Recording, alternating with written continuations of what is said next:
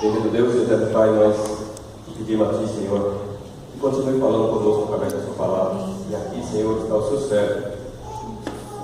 Ele é quem se carrega, Deus, de trazer a Sua palavra, e assim nós esperamos de Ti, ó Deus, assim como o Senhor tem feito. Toma o teu servo na Sua mão para falar com a gente. Em nome de Cristo Jesus, nós te pedimos e te agradecemos.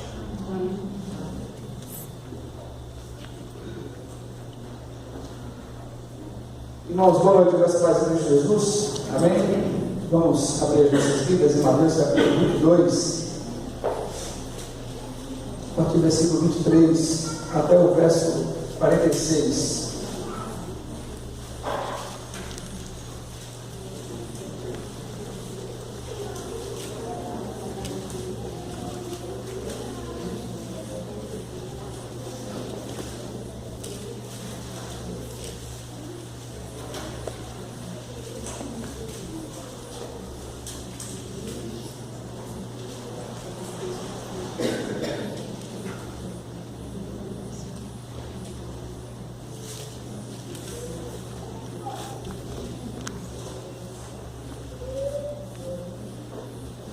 Vamos meditar sobre o poderoso reino das Escrituras.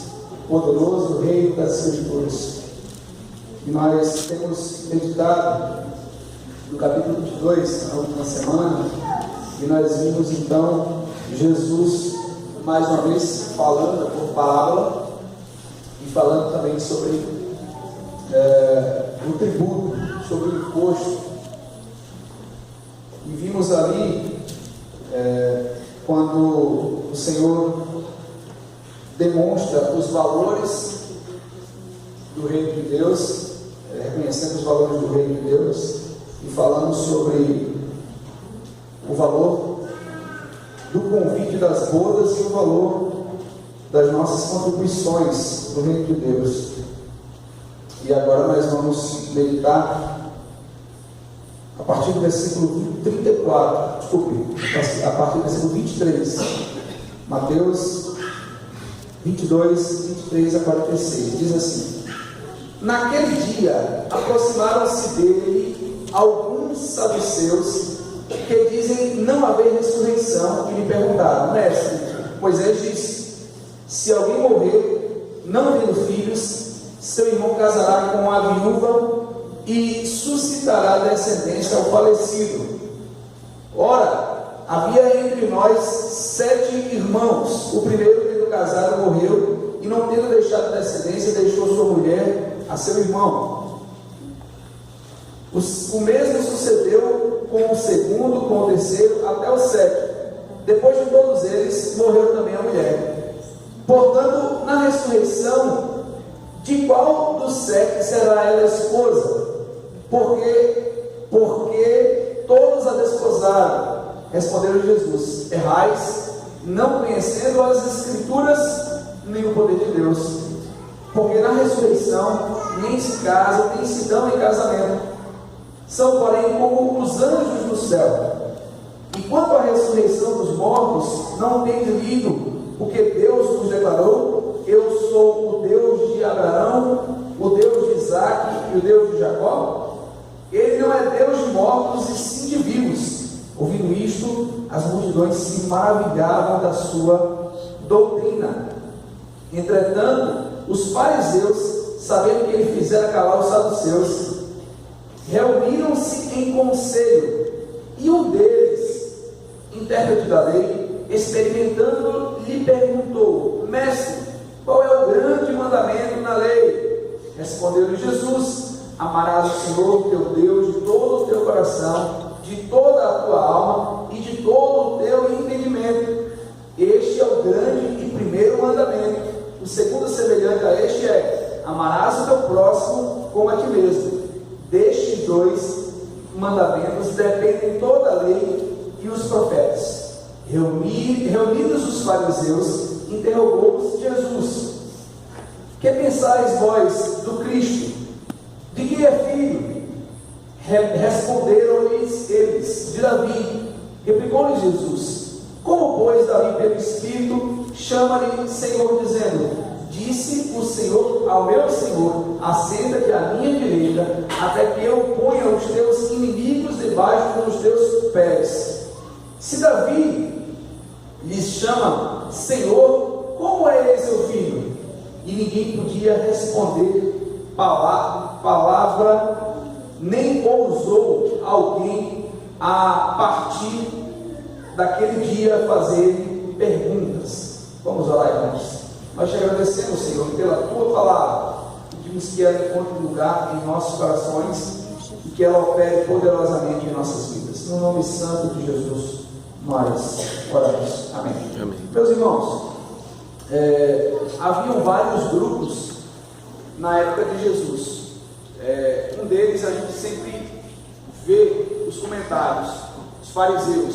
Os fariseus eram um grupo de pessoas que começaram até bem, mas no final das contas acabaram muito mal, porque eles partiram para a influência do século II antes de Cristo, quando os gregos decidiram destruir os judeus e a sua fé. Eles começaram a derrubar o templo, eles começaram a fazer sacrifícios pagãos, eles sacrificaram porcos no altar de Jerusalém. Então eles fizeram da fé judaica algo desprezível. E então Deus levantou na história um cidadão chamado Judas Macabeu. E Judas Macabeu se reuniu mais outros 200 levitas e sacerdotes, e eles defenderam Jerusalém e o templo da fé judaica. Somente 200, aliás, defenderam da ameaça dos gregos. Um cidadão chamado Antíoco Epifânio. Antíoco Epifânio, ele fez isso. E essa foi uma profecia que Daniel falou. Daniel chama esse momento de o abominável da desolação, como disse Daniel. Tanto é que Jesus faz uma citação dele, mas um outro abominável da desolação aconteceria no ano 70 depois de Cristo. Então, no ano 200 a.C., existia uma grande investida dos gregos contra os judeus, e a partir daí, nesse momento, começou a surgir a seita dos fariseus.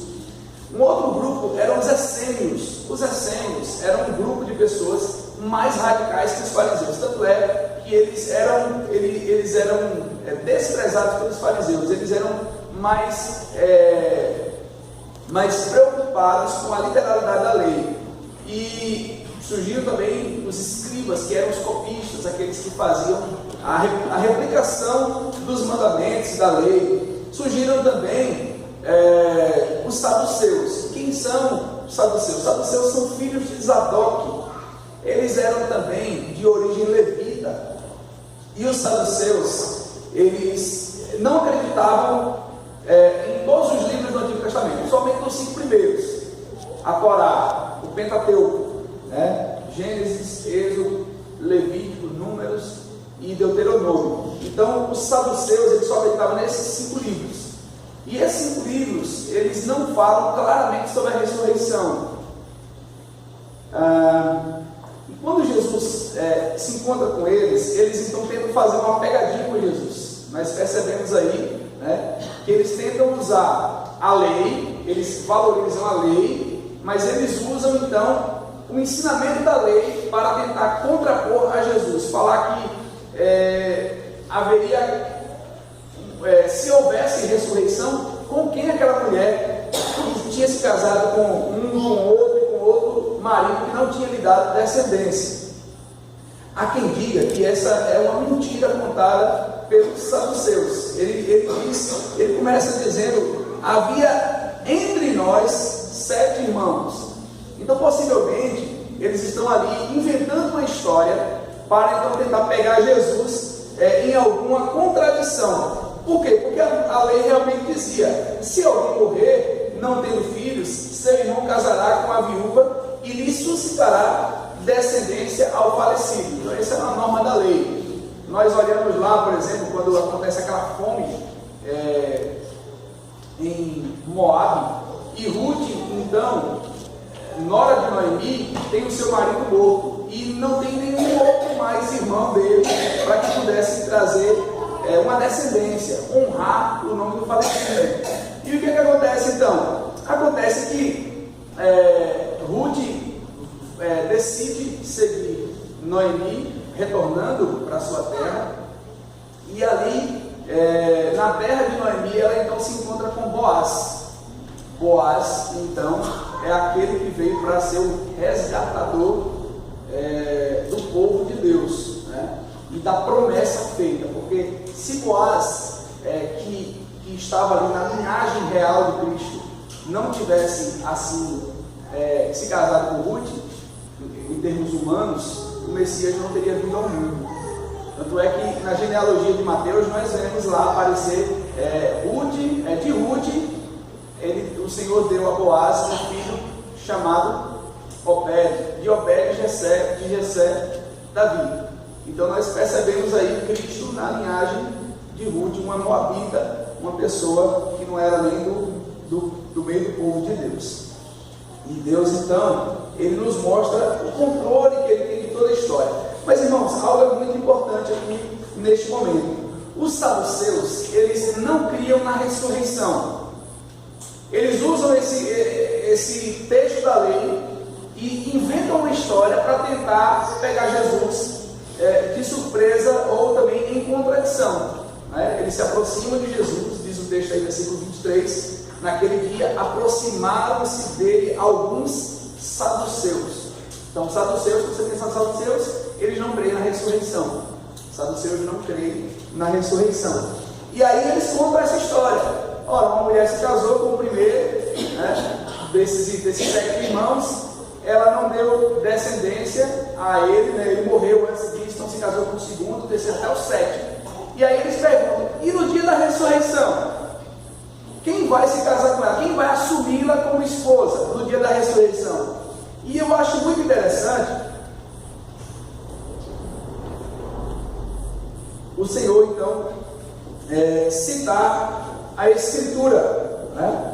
O Senhor cita então a Escritura, versículo 29, ele diz assim: errais, não conhecendo as Escrituras, nem o poder de Deus. É a mesma situação daquela mulher que estava lá em Samaria, e Jesus conversa com aquela mulher. Aquela mulher, ela não tinha acesso a outros livros da Escritura, somente aos 5 primeiros. E é uma história muito longa, eu já contei aqui, inclusive, quando eu vim pregar a primeira vez, o primeiro sábado que eu estive aqui, vim para conhecer a igreja, e nós trouxemos esse texto. Eu não sei quantos se lembram, que Jesus chega para aquela mulher e diz assim: vocês adoram o que vocês não conhecem. Adorar a Deus significa conhecê-lo. Para que nós possamos adorar a Deus corretamente, nós temos que ter uma experiência pessoal com Ele, mas também conhecimento dele. Então, é muito bonito quando você vê até pessoas bem intencionadas, mas boa intenção, irmão, não significa adoração verdadeira. Adoração verdadeira está baseada em conhecer a Deus. Nós só podemos adorar a Deus verdadeiramente se nós o conhecermos, e conhecermos conforme diz as Escrituras. E Jesus então, para esse mesmo grupo de pessoas que estavam na mesma condição daquela mulher, que só aceitava os 5 primeiros livros da Bíblia, Jesus então, ele vai lá e diz essa resposta: errais, não conhecendo as Escrituras e nem o poder de Deus. Queridos irmãos, nós erramos muito já conhecendo as Escrituras. Imagine alguém que não conhece as Escrituras, então erra ainda dobrado, porque não lhe é dado conhecimento, ou não chegou ao conhecimento, ou até muitas das pessoas que são responsáveis por ensinarem o verdadeiro conhecimento são negligentes com ele. Quando nós não conhecemos a Escritura, nós estamos vivendo uma vida de erros. Quando nós não conhecemos a Escritura, nós tendemos a tirarmos conclusões que não são as de Deus.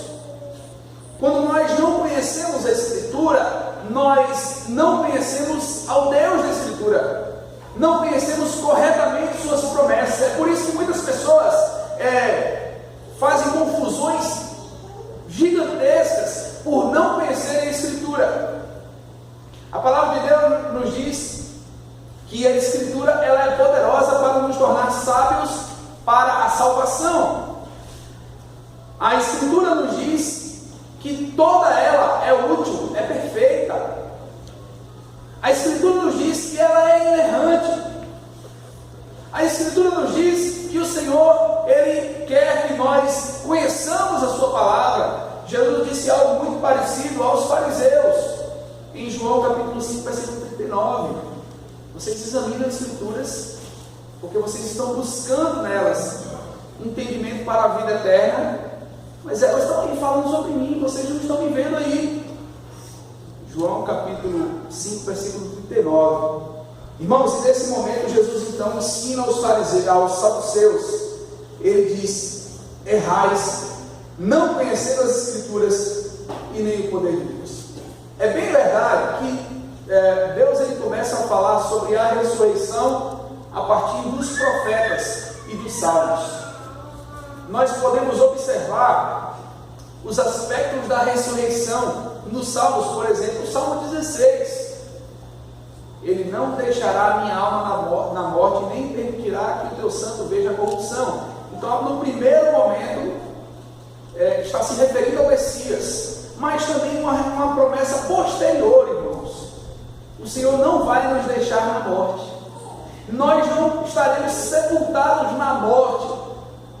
Nós não estaremos agarrados à morte eternamente. Nós não estaremos vinculados a ela eternamente. Nós não estaremos submetidos a ela e humilhados por ela eternamente. A Escritura nos diz, o apóstolo Paulo diz em 1 Coríntios capítulo 15, versículo 19: se a nossa esperança em Cristo se resume apenas a esta vida, somos os mais infelizes de todos os homens. E ele está dizendo ali, porque se Cristo não ressuscitou, é vã a vossa fé, é vã a nossa fé, é vã a nossa pregação, e os mortos pereceram, mas Cristo ressuscitou. Então nós ressuscitaremos também, porque Cristo venceu a morte. E Jesus, ele quebrou o aguilhão da morte, que é o pecado. Então Cristo rompeu, porque o pecado nos agarra à morte.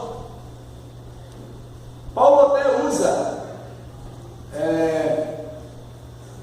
um exemplo dos grandes ganchos que seguram carne nos açougues gregos, os aguilhões. As carnes eram fisgadas, parecem grandes anzóis que seguravam. Então a ideia é que a carne, o nosso pecado está nos fisgando para a morte. Nós estamos presos à morte por causa do pecado, e Cristo derrotou o aguilhão da morte, que é o pecado. Então o que nós observamos é que a Escritura vai nos dizer que chegará o dia onde Cristo chamará os mortos dos túmulos. Você encontra isso em João capítulo 5, versículos 25 a 29. Você vai encontrar isso em João capítulo 11, versículos 29 a 35. Você vai encontrar isso em 1 Coríntios capítulo 15. Você vai encontrar isso em 1 Tessalonicenses capítulo 4.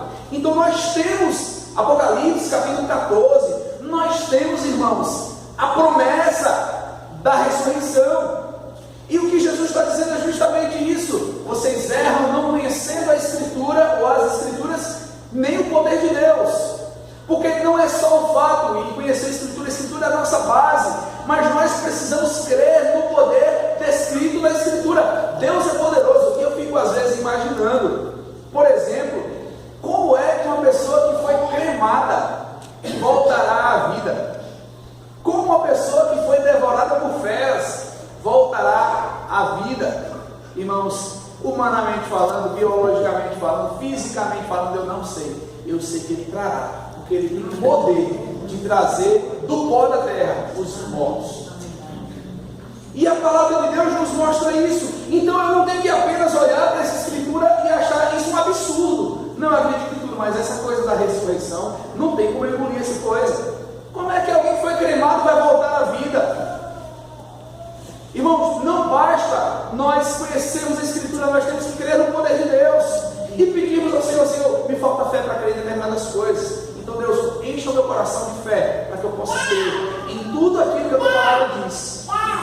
Irmãos, Irmãos, então Jesus ele chega de maneira muito taxativa e ele diz: vocês estão errados, vocês não conhecem nem a Escritura e nem o poder de Deus. Um outro detalhe interessante é que os saduceus eles não acreditavam na existência de anjos. Só para acrescentar um pouco mais sobre o conhecimento sobre os saduceus eram uma seita que tinha só os 5 primeiros livros da Escritura, não tinha os profetas, não tinha os salmos, não criam em nada deles. Mas também os saduceus eles eram muito influenciados pela filosofia grega. E os gregos entendem que quando morre o corpo, morre a alma. Acabou. E Jesus ele fala justamente sobre isso. E ele vai trazer mais um entendimento. Os saduceus não acreditavam nos anjos. Eles não acreditavam nos anjos.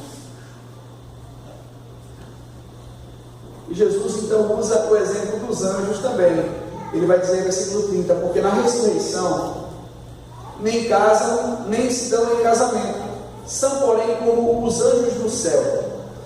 E quanto à ressurreição dos mortos, não tendes lido o que Deus nos declarou: eu sou o Deus de Abraão, o Deus de Isaac e o Deus de Jacó. Ele não é Deus de mortos, e sim de vivos. Jesus ele disse algo muito interessante quando ele fala sobre a ressurreição de Lázaro.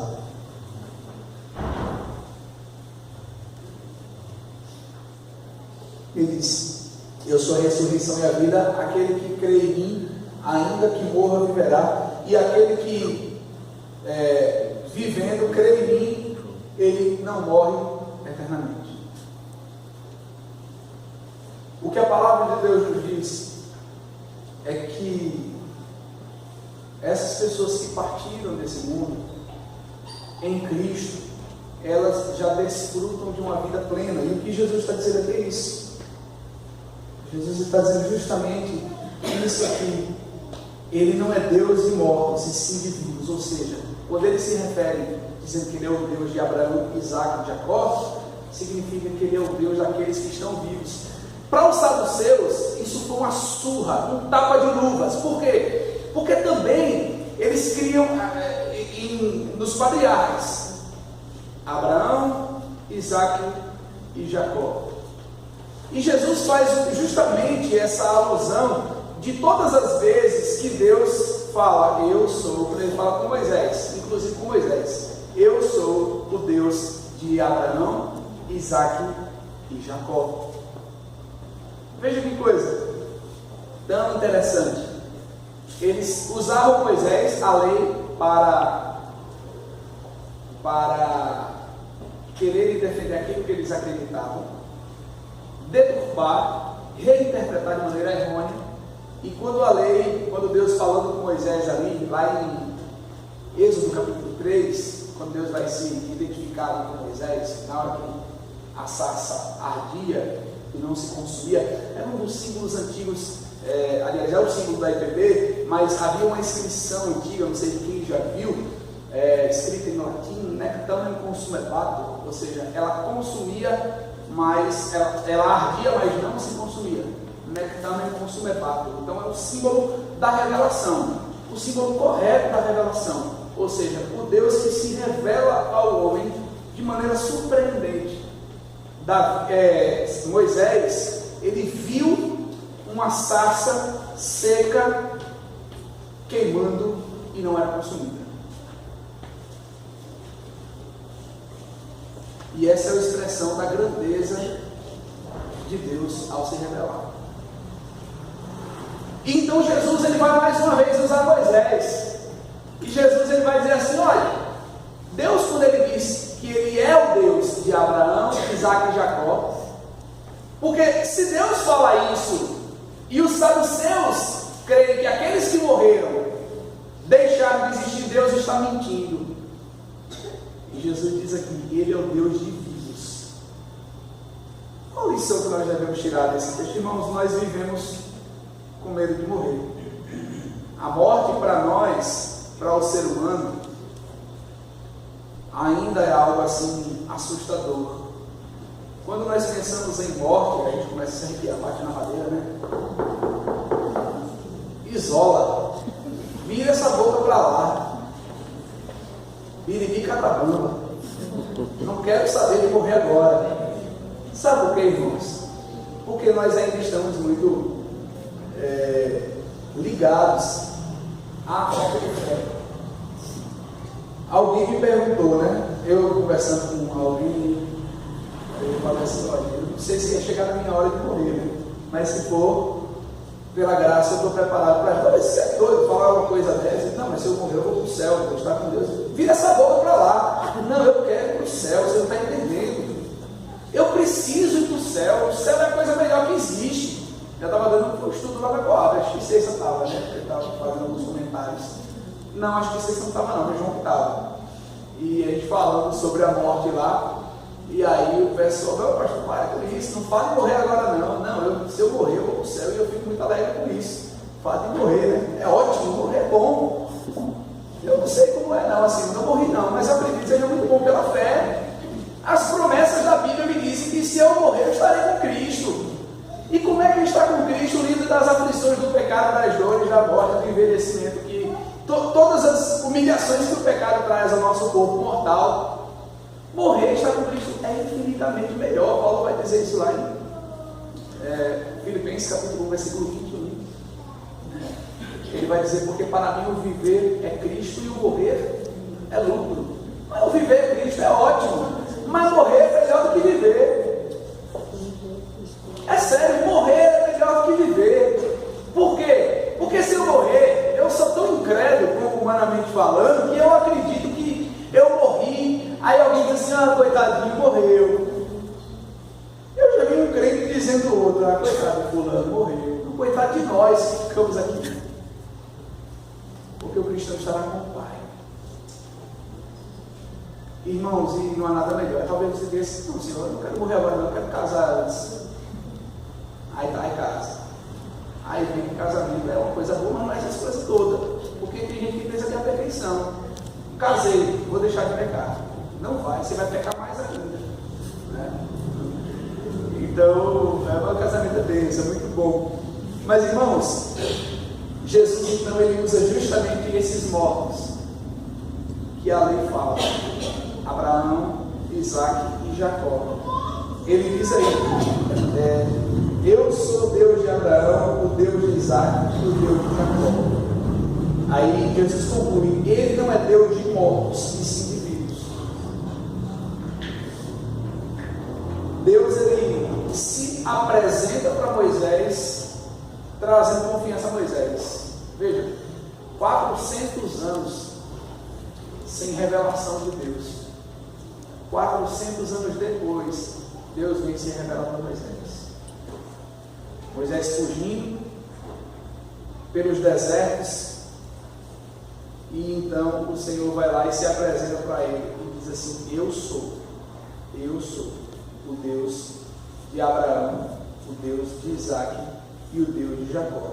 E diz o texto que quando eles ouviram, quando a multidão ouviu, ela ficou maravilhada na sua doutrina. Veja, doutrina, irmãos, não é proibições humanas. Doutrinas são verdades bíblicas. Tem gente que diz assim: a doutrina da igreja estava isso, a doutrina da igreja estava isso. São usos e costumes, são dogmas. Não, doutrina é ensinamento da Escritura. E eles se maravilhavam da doutrina de Jesus. Depois Jesus ele vai mostrar o valor do mandamento. Veja aí o valor do mandamento. E aí eles perguntam, né? Os fariseus agora chegam para Jesus, sabendo que Jesus fez calar os saduceus, reuniram-se em conselho, e um deles, intérprete da lei, experimentando-o, lhe perguntou: mestre, qual é o grande mandamento da lei? Olha só, mais uma pergunta maldosa. Eles estão querendo fazer agora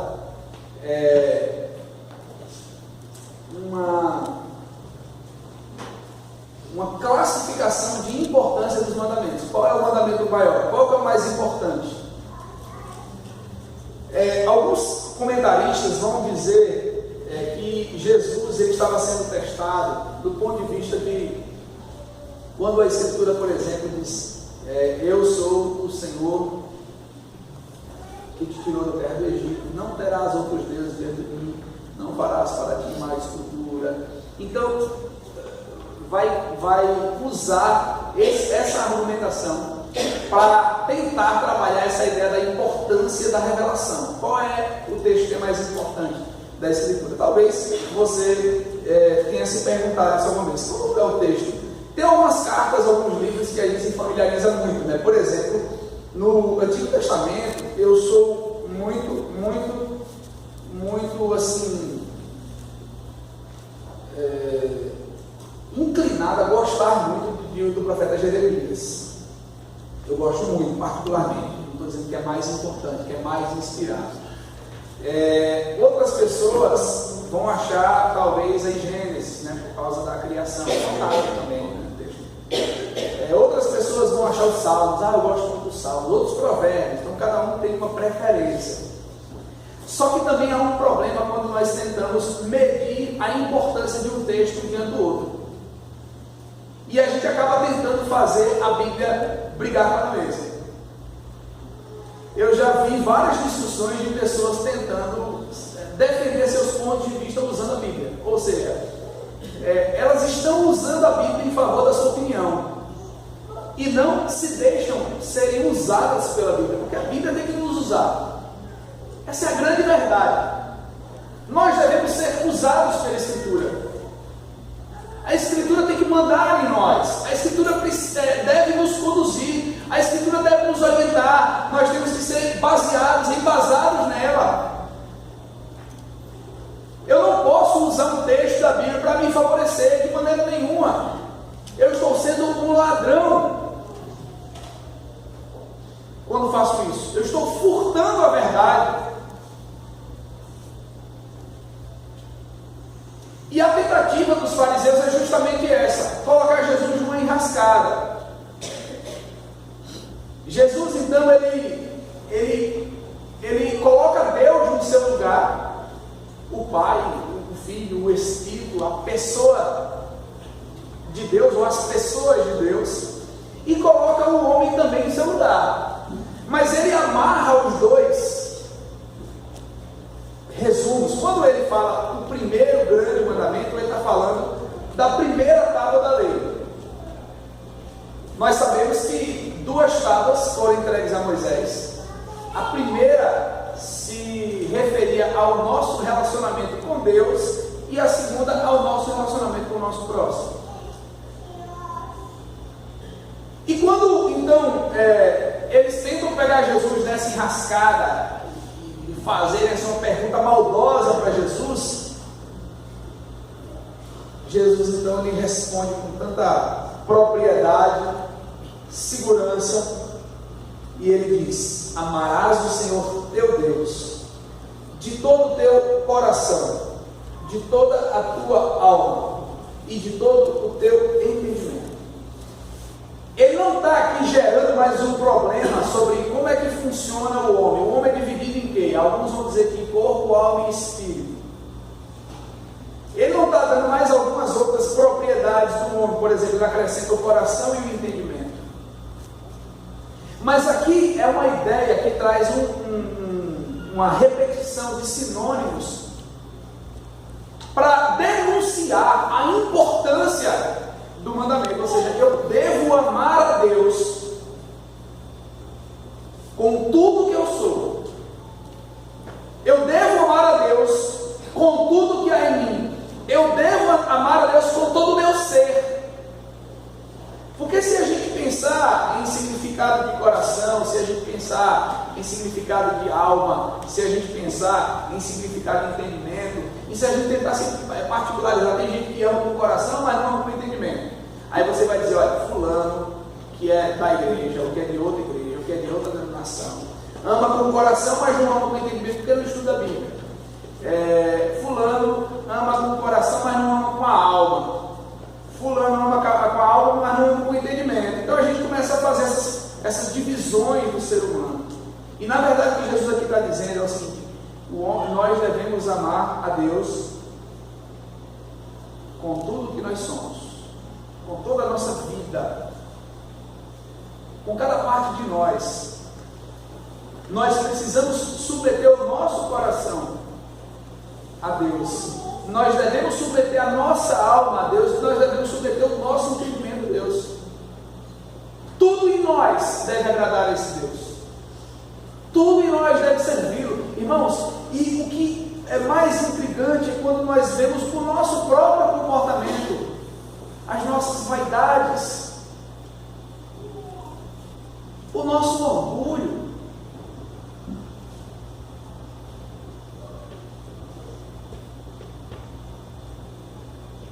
As nossas ações e as nossas reações. Quando com a boca nós dizemos que amamos a Ele, mas nós não temos a nossa vida dedicada a Deus. Quando eu digo que eu amo a Deus acima de qualquer coisa, quando eu declaro isso, eu estou dizendo que eu não sou dono de mim mesmo, que eu não dito as minhas próprias regras.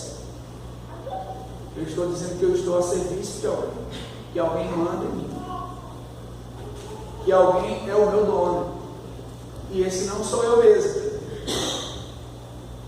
Então nós percebemos, irmãos, que quando esse intérprete da lei pergunta isso a Jesus, para provar Jesus, a intenção dele é fazer ele quer depenar a Escritura. Ele quer depenar. Ele quer desfolhar a Bíblia. E Paulo disse que toda a Escritura é útil. Toda. Talvez você abra a Bíblia um dia lá, faça uma leitura, por exemplo, de Obadias, e você diz, se dependesse de mim, esse livro estava ali na Bíblia. Obadias tem lições preciosas, principalmente contra o orgulho, contra a altivez, a jactância, coisas que muitos de nós ainda praticamos.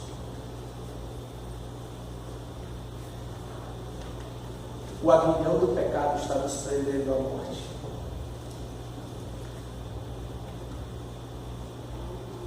Mas louvado seja Deus que nós não precisamos mais viver na escravidão do pecado.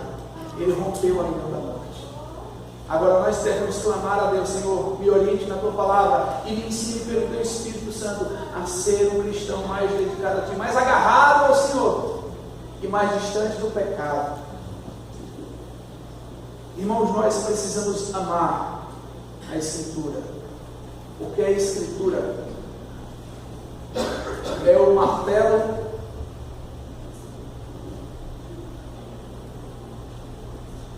e a talhadeira que nos molda conforme a imagem de Cristo. É duro obedecer, é difícil obedecer, mas nós precisamos obedecer.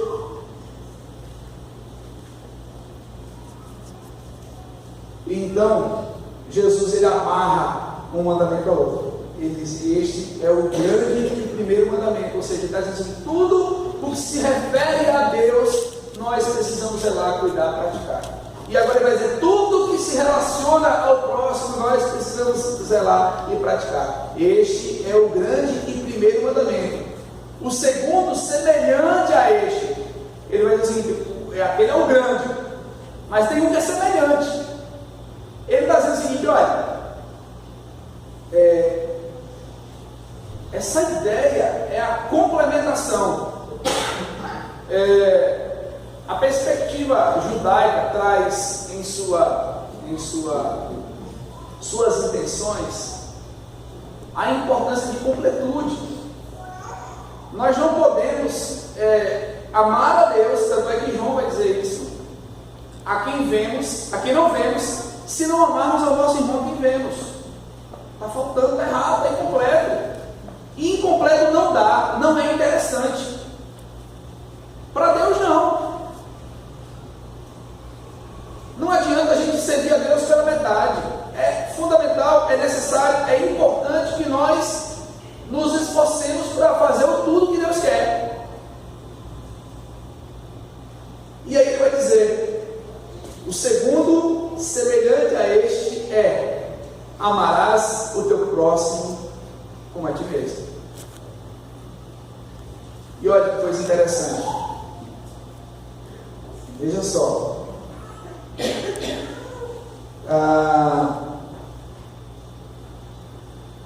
Amar o nosso próximo como a nós mesmos é o segundo grande mandamento.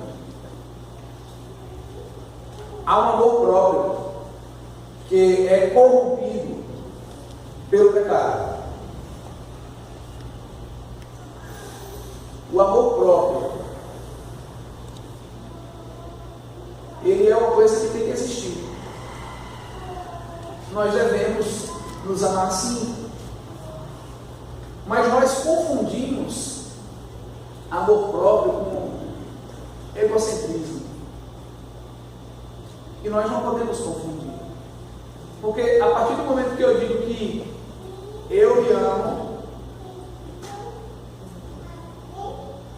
mas eu não amo o próximo, isso não é amor próprio, é egocentrismo.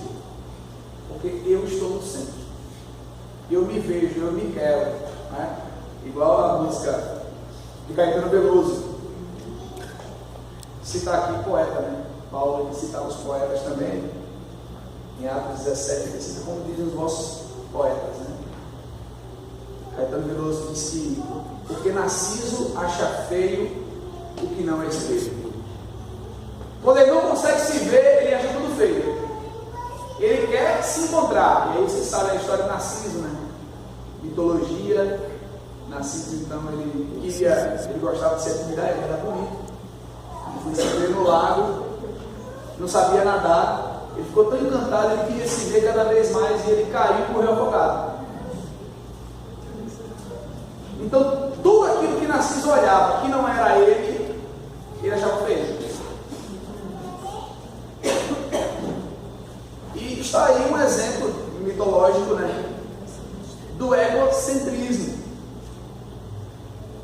Nós queremos nos ver em tudo, nós queremos nos beneficiar em tudo. E a ideia é esse amor equilibrado, porque eu preciso me amar, mas à medida que eu me amo, eu tenho que amar o próximo. E Jesus, ele atrela isso a amar a Deus. Ele mostra que amar a Deus e amar o próximo está incompleto. Então nós precisamos, irmãos, obedecer. Não há nada que a gente possa falar de diferente. Não há importância de revelação bíblica.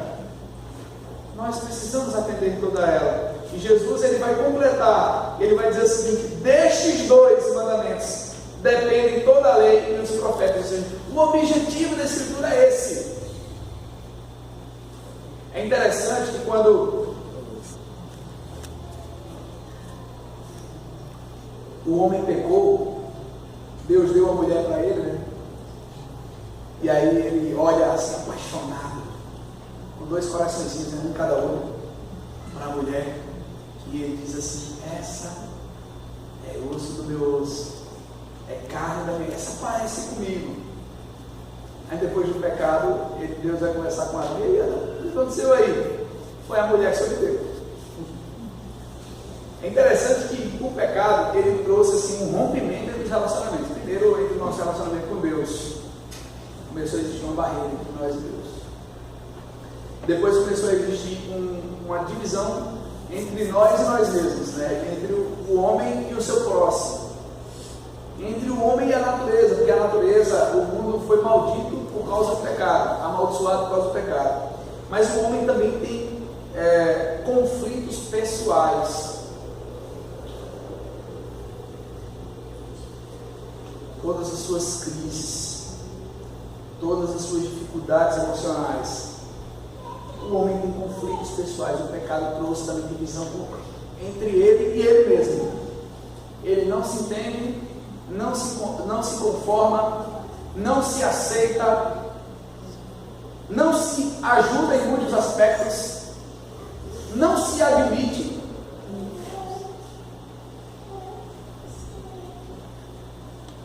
Tudo isso por causa do pecado. E aí nós temos esse outro lado, que é paradoxo ao amor próprio: se odiar, envergonhar-se de si mesmo, envergonhar-se da cor, envergonhar-se do cabelo, das condições sociais, financeiras, educacionais. Ele se odeia. Deus ordenou que a gente se amasse, que eu me amasse, mas com cuidado, com gratidão, sem murmuração. Mas também, irmãos, com a medida que eu me amo, eu tenho que amar o meu próximo, eu tenho que amar o meu irmão, eu tenho que amar o meu colega de trabalho, eu tenho que amar o meu vizinho do lado, da frente, de trás. Eu tenho que amar. E ele não está falando que nós temos que amar somente os irmãos, não. Amar os irmãos da igreja ainda é mais do que obrigatório, mas nós temos que amar o próximo. Pessoas que nos ofendem, pessoas que não nos valorizam, a gente tem que amar. Coisa que a gente tem que andar abraçado, né? Mas amar e respeitar, mesmo que nós não sejamos respeitados. E por fim, irmãos, os fariseus se reúnem de novo. E Jesus então começa a interrogar os fariseus. Aí Jesus faz uma pergunta: que pensais vós sobre o Cristo? Que pensais vós sobre o Cristo? E aí ele perguntou: de quem é filho? Responderam-lhe eles: Davi. Replicou Jesus: como, pois, Davi, pelo Espírito, chama-lhe Senhor, dizendo: disse o Senhor ao meu Senhor: assenta-te à minha direita, até que eu ponha os teus inimigos debaixo dos teus pés. Se Davi, pois, lhe chama Senhor, como ele é seu filho? E ninguém lhe podia responder palavra, nem ousou alguém, a partir daquele dia, fazer perguntas. Olha só que coisa interessante. Nós temos então uma questão muito teológica nesse texto, bíblica, né? Ou seja, de teologia bíblica, de ensino bíblico, de harmonia bíblica. E nós então percebemos uma resposta muito fraca. Vá lá no Salmo 110, versículo 1. Salmo 110. Veja o que a Escritura diz lá. Salmo 110, versículo 1.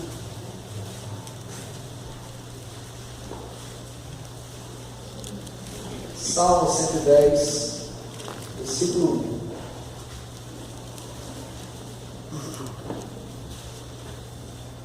Salmo 110.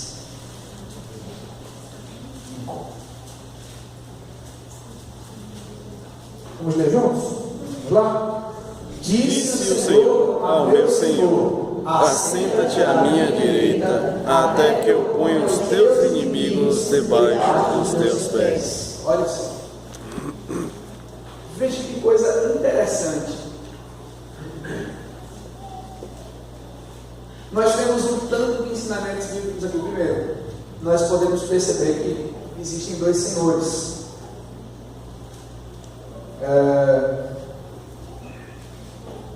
Um deles, no original, se reflete a Jeová, ou a Javé, ou Yavé, ou Ioa.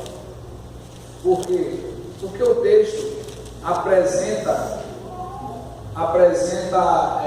o nome de Deus em versário, caixa alta, todas as maiúsculas aí, mas também apresenta uma outra variação do nome de Deus. Apresenta uma outra variação do nome de Deus. Ele apresenta-se aqui como Yahvé e também como Adonai, que no Novo Testamento é traduzido pela palavra, a expressão Kyrios, e que se refere à soberania. Então veja só, nesse relacionamento de Deus com Jesus, com o Pai com o Filho, o Pai disse assim: olha, assenta-te à minha direita, ou seja, a exaltação completa em Cristo, né? Até que eu ponha os teus inimigos debaixo dos teus pés, ou seja, até que lá no final, definitivamente, tudo esteja debaixo dos teus pés. Irmãos, Jesus então ele diz assim: como é que vocês estão dizendo que Davi é o pai do Cristo, né? Sendo que o Cristo é Senhor dele? O que Jesus está querendo dizer aqui nesse texto é que o conhecimento daqueles homens era um conhecimento meramente político. Eles pensavam assim, em alguém que ia dar continuidade ao reino de Davi de maneira política. E Jesus está mostrando aqui que o Cristo, ele é pré-existente, ele sempre existiu. Uma outra coisa interessante é mais uma prova velho-testamentária de que a Trindade ela existe. Porque há um só Deus que se apresenta em 3 pessoas: Pai, Filho e Espírito Santo. Então Davi ele chama o Cristo de seu Senhor. Davi está dizendo que o Cristo é seu Senhor. Davi ele tinha entendimento de que o reinado dele seria eterno pelo Messias. Deus tinha revelado isso ao coração de Davi. Davi não tinha esse entendimento. Então Davi ele se colocava, ele chamava Deus de Rei meu. Davi está chamando Cristo de Senhor.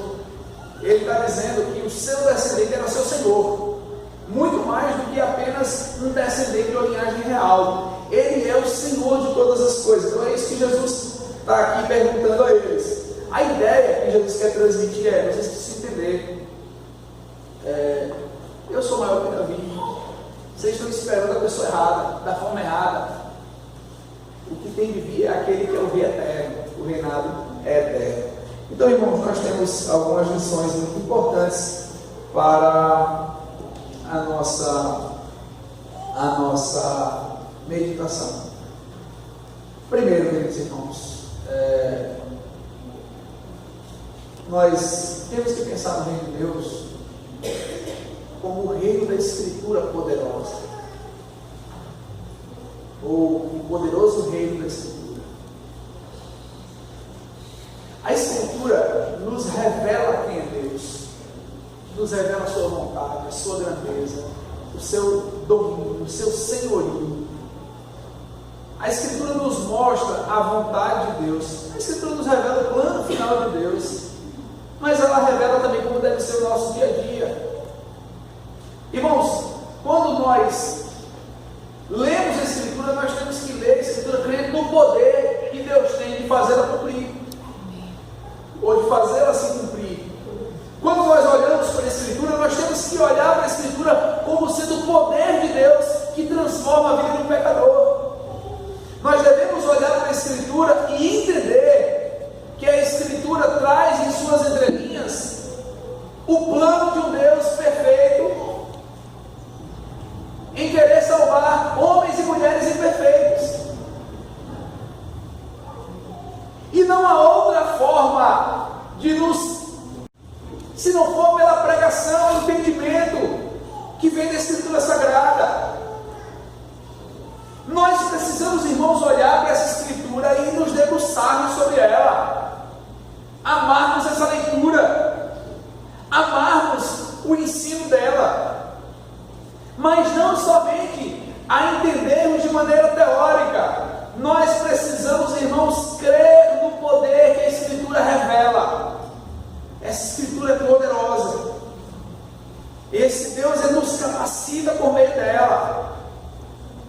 E nós precisamos anunciá-la com poder.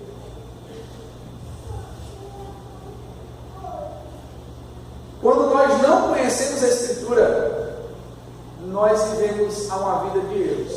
E se só olharmos para a Escritura como sendo apenas um compêndio de coisas bonitas e bem ajustadas e organizadas, nós não vamos conhecer o poder que está nela. Nós devemos rogar ao Senhor: Senhor, me ajude a crer no teu poder. Eu quero crer no poder que a Escritura revela. Eu quero crer no Deus das Escrituras. Eu quero crer no Deus de Abraão, Isaque e Jacó. O Deus que fez promessas a homens semelhantes a nós e que as cumpriu.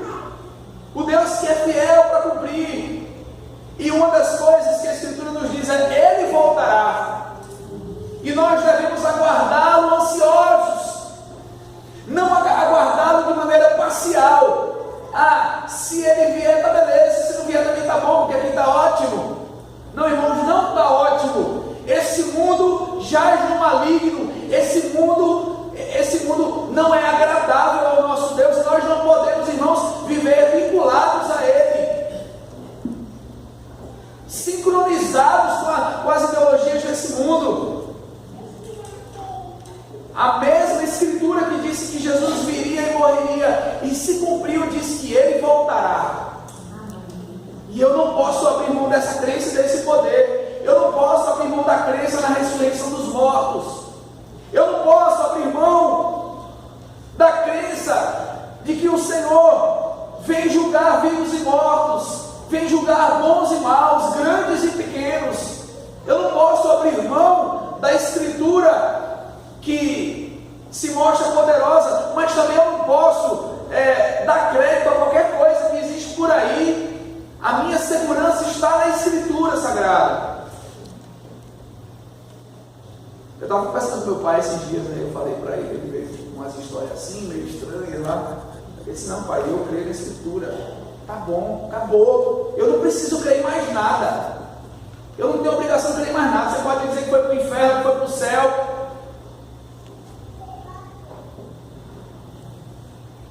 Aí eu estava orando, tive uma visão que fui para o céu, fui para o inferno. Você pode falar para mim, mas eu não tenho obrigação de acreditar nisso. Mas eu tenho a obrigação de acreditar na Escritura Sagrada, porque ela é o poder de Deus para a salvação da vida de Cristo. Queridos irmãos, em segundo lugar, nós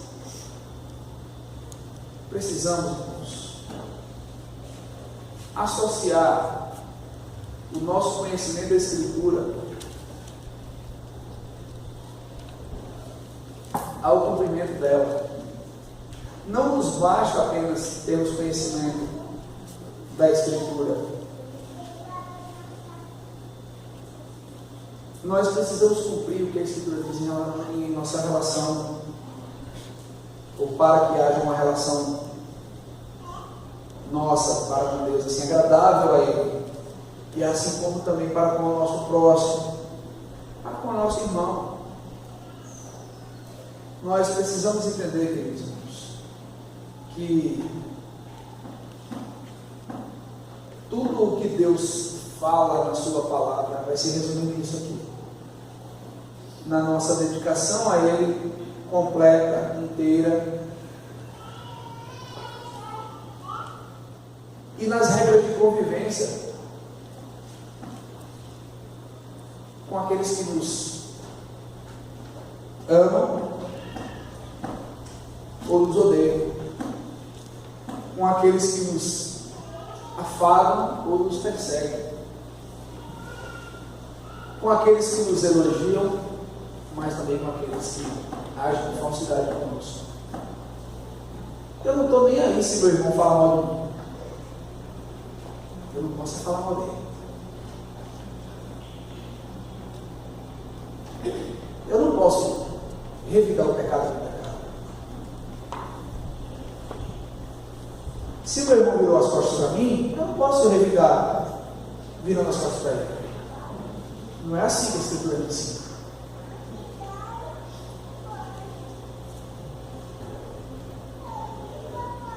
Se alguém não me estendeu a mão na hora que eu precisei, eu não posso revidar da mesma forma. Não posso. Eu tenho que agir como cristão, como filho de Deus. Gosto muito de cor sempre, quando eu olho lá para Efésios 5, sede, pois, imitadores de Deus, como filhos amados, e andai em amor como Ele nos amou. O Filho de Deus Ele sofreu oposição dos pecadores, mas ele não revidou. Eu não posso andar diferente disso. Eu não posso andar como Adão. Eu tenho que andar como o Filho de Deus,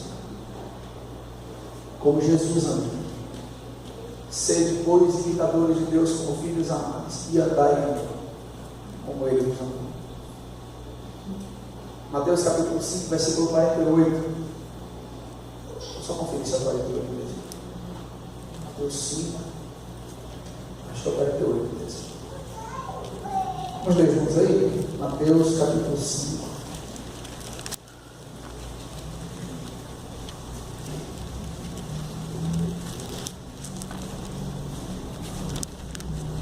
Vamos lá, juntos? Portanto, sede vós perfeitos, como perfeito é o vosso Pai celeste. Olha o padrão. Ele não está dizendo assim, portanto, sejam vocês perfeitos, como perfeito é o presbítero Willa.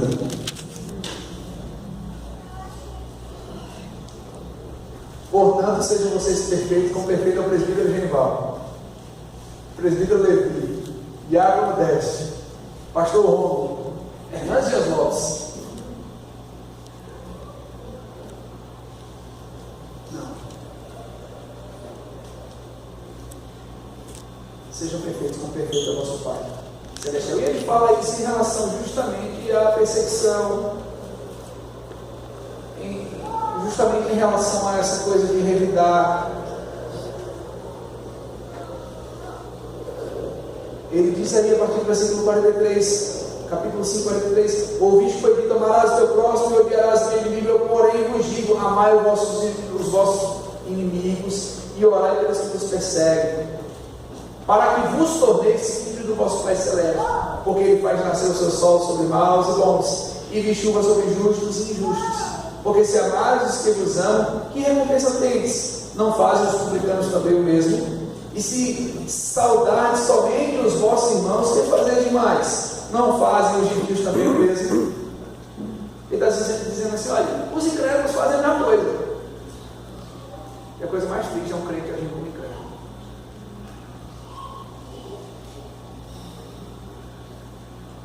Portanto, sede vós mesmos, sede vós perfeitos, como perfeito é o vosso Pai Celeste.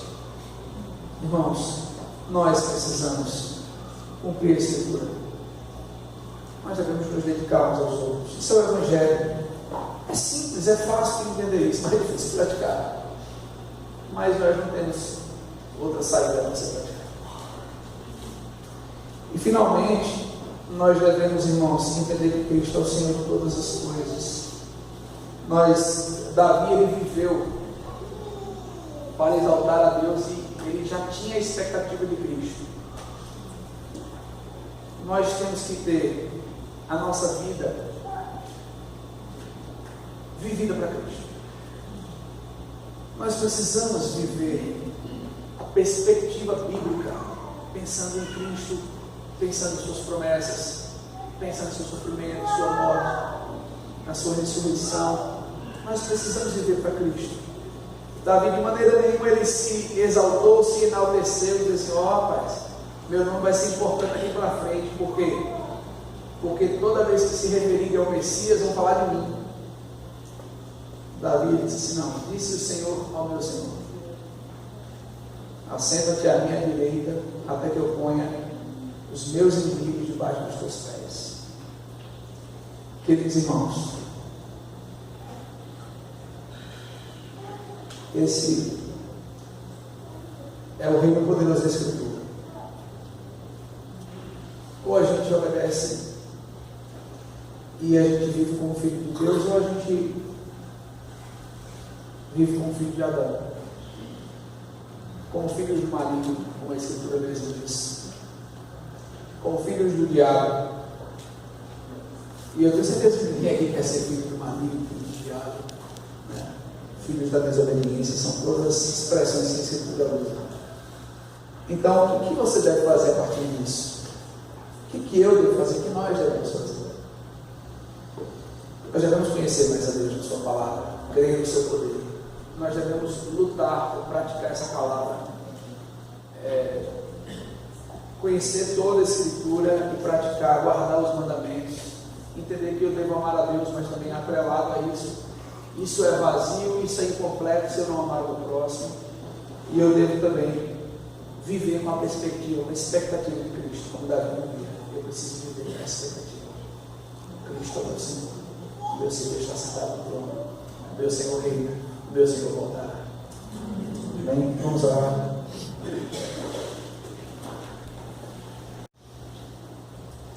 Será que você acha que se você morrer, está tudo acabado? Não, a Escritura diz que após a morte, sexo e juízo. Eu pergunto para você que veio aqui nessa noite: quando você morrer, para onde está destinada a sua alma? Se você partir crendo em Cristo, conhecendo sua vontade, conhecendo toda a verdade da palavra de Deus, se submetendo a ela, testemunhando, dando alegrias a Deus com o seu testemunho, você tem a vida eterna. Mas se você partir na prática dos seus pecados, sem conhecer a Deus, sem conhecer a sua graça, sem entender o que Jesus fez na cruz, sem se arrepender dos seus pecados, você está condenado eternamente. E eu quero desafiar você a confiar em Cristo, entregar sua vida a Ele. Você que ainda não fez isso. Porque se você partir desse mundo com Cristo, você está condenado eternamente. Porque a palavra de Deus diz que os seus pecados, e os meus pecados, os nossos pecados, nos separam de Deus. E cobrem o rosto de Deus para que Ele não nos veja. Tapa os seus ouvidos para que Ele não nos ouça. Quando Deus olha para nós, Ele vê o nosso pecado. Mas quando arrependidos, quando Ele olha para nós, Ele vê o sangue do Filho dele sobre nós. Se você entende que a sua vida desagrada a Deus e precisa viver de maneira diferente, eu quero orar por você nessa noite. Eu quero convidar você a vir aqui à frente. Eu quero orar por você, para que Deus faça uma grande obra no seu coração, na sua vida, transforme você, para que Deus opere de maneira tal que você vai ser uma nova criatura, vai ser uma nova pessoa, para que os pecados que agora afastam você de Deus sejam cancelados, porque foram pagos na cruz do Calvário. Se há alguém aqui que deseja ter essa experiência com Deus, eu quero convidar você aqui à frente, eu quero orar com você.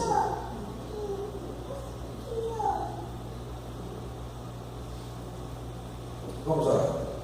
Senhor Deus, nós agradecemos aqui pela Tua palavra. Obrigado, Pai, porque toda ela é inspirada e é útil para a repreensão, para a instrução, para a educação na justiça,